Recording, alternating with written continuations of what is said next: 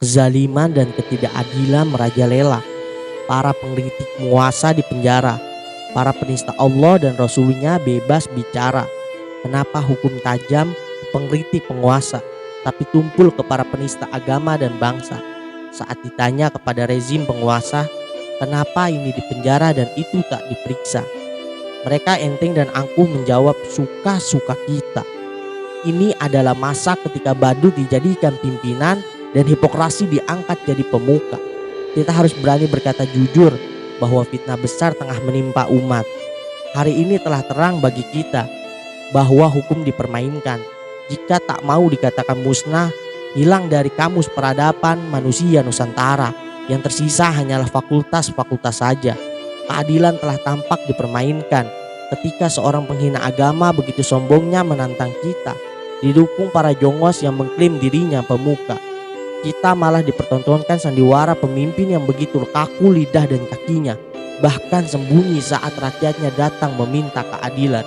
Hukum diperlambat, keadilan dikebiri. Di mana keadilan negeri? Para pengkhianat bangsa bukan hanya telah melecehkan ulama-ulama kita seolah kebal hukum, ia pun tak tersentuh. Kasus korupsi dana corona pun disikat.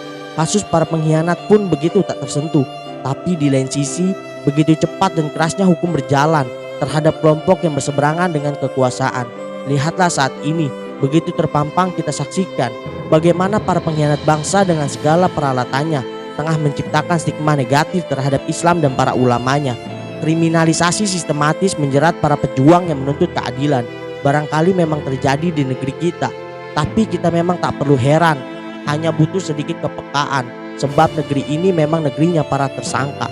Penista agama bukan satu-satunya tersangka yang harus dijatuhi hukuman, tapi para pengkhianat bangsa dan kroni-kroninya memang telah bersekutu, bekerja sama untuk membawa negeri pada kehancuran.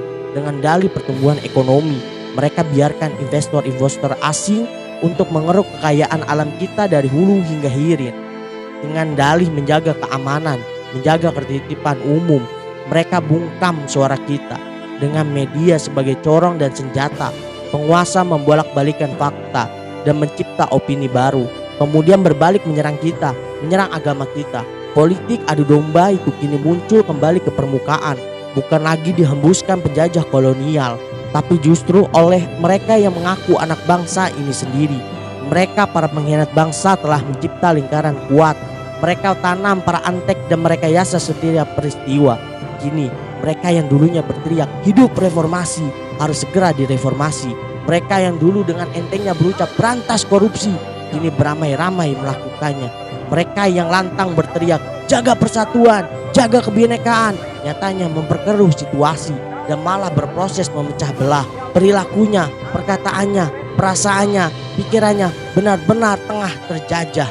Permasalahan kita bukan lagi 1-2 orang tersangka, tapi seluruh penguasa yang berkolaborasi dengan penjajah kekuatan kapitalis global yang tengah berebut kekuasaan di negeri ini, mencuri harta benda kita untuk kemudian menjadikan kita budaknya, bahkan jika perlu memusnahkan kita.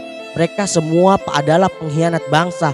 Negeri ini telah dipenuhi para pengkhianat bangsa yang harus segera mendapat hukuman, sebab mereka telah menyalahi janji. Orang-orang harus dibangunkan, kesaksian harus diberikan agar kehidupan bisa terjaga. Mari kita bangunkan orang-orang yang sengaja dibuat tidur oleh penguasa. Bara ini harus dipelihara. Katakan pada mereka bahwa situasi dalam bahaya. Para penyembah harta benda dan kuasa mencoba mendorong kita dalam jurang kenistaan. Kami bertekad melawan kezaliman sekuat tenaga, menegakkan keadilan dengan jiwa raga.